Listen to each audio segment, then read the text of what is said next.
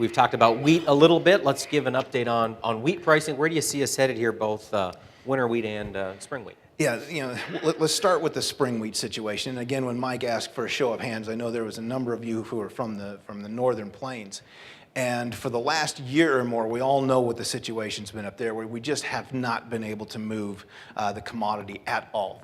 Transportation has just been a disaster. Everything's moving oil, and there's all kinds of fights going on. Is when are we going to get the trains? When are we going to be able to move this stuff? And we follow that up with relatively good production across much of the northern plains in the spring wheat market.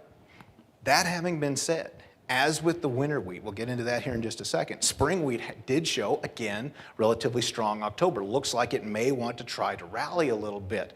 And given, the fact that, we don't know what weather's going to be up in the north, we're already hearing about more polar vortexes this coming winter, possibly delaying spring planting again next year.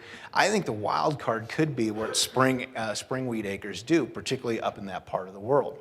So I think that market really is up in the air right now. It's going to have to do with a lot with what the other markets are doing. Are they going to be able to help support? Are we going to get the trains? Are we going to move the commodity that we have on hand? All of these things that have to be settled yet. Winter wheat, a little bit easier to figure out. We've seen a great deal of buying coming into the winter wheat market of late. We pushed the market down to where it's near its lows over the last 5-10 years.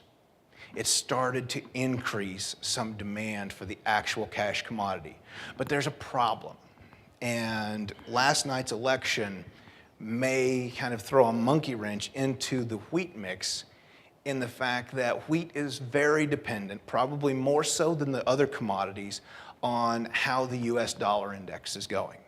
What direction? It usually takes the opposite direction of how the US dollar index goes, and the US dollar index is obviously tied to a basket, the strength or weakness of a basket of other outside currencies, foreign currencies, and possible moves by the Fed on interest rates.